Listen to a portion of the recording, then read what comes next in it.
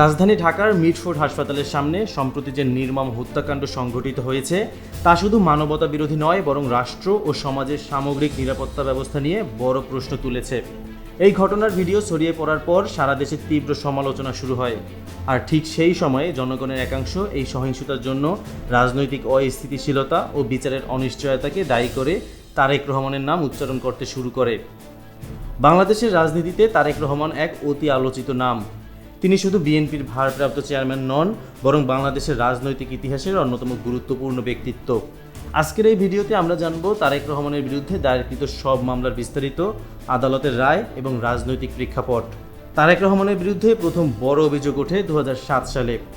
Money laundering মামলায় তিনি প্রায় 20 কোটি টাকা বিদেশে পাচার করেছেন। 2016 সালে হাইকোর্ট তাকে 7 বছরের কারাদণ্ড ও জরিমানা দেয়। কিন্তু 2024 সালের ডিসেম্বরে হাইকোর্ট তার বিরুদ্ধে আনা সব অভিযোগ খারিজ করে দেয় এবং তিনি আইনি দৃষ্টিকোণ থেকে মুক্তি পান। 21 আগস্ট 2004 সালে আওয়ামী লীগের জনসভায় ভয়াবহ গ্রেনেড হামলায় 24 জন নিহত হন, আহত হন শতাধিক। এই ঘটনায় তারেক রহমানকে মূল পরিকল্পনাকারী হিসেবে অভিযুক্ত করা হয় এবং 2018 সালে তাকে যাবজ্জীবন কারাদণ্ড দেওয়া হয়। কিন্তু 2024 সালের শেষের দিকে হাইকোর্ট সেই রায় বাতিল করে দেয়। কারণ হিসেবে বলা হয় মামলার প্রমাণগুলো পর্যাপ্ত ছিল না। 2011 সালে দায়ের হওয়া জিয়া চ্যারিটেবল ট্রাস্ট দুর্নীতি মামলাতেও তারেক রহমানের বিরুদ্ধে ছিল টাকা আত্মসাতের অভিযোগ। 2018 সালে এই মামলায় তিনি 10 বছরের কারাদণ্ডে দণ্ডিত হন।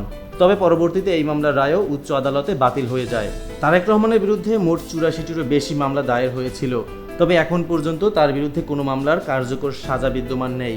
সর্বশেষ 2025 সালের মাঝামাঝিতে হাইকোর্টের রায় দেখা গেছে তার বিরুদ্ধে অধিকাংশ অভিযোগ প্রমাণের অভাবে টেকসই ছিল না। বিএনপি ও তারেক রহমানের সমর্থকেরা বলেন এসব মামলা ছিল সম্পূর্ণ রাজনৈতিক প্রতিহিংসা থেকে অনুপ্রাণিত। আবার আওয়ামী লীগ দাবি করে তিনি রাষ্ট্রদ্রোহী এবং দেশের নিরাপত্তা ও স্থিতিশীলতার জন্য বড় হুমকি ছিল। তারেক রহমান বর্তমানে লন্ডনে অবস্থান করছেন এবং দূর থেকে দেশের রাজনীতিতে সক্রিয় ভূমিকা রেখে চলছেন। তারেক রহমানের কথা বললে আজও অনেকে মনে করেন তিনি একজন সুচিন্তক, সংগঠক এবং সাহসী কণ্ঠস্বর, যিনি বাংলাদেশের রাজনীতিতে বিকল্প নেতৃত্ব গড়ার স্বপ্ন দেখিয়েছেন।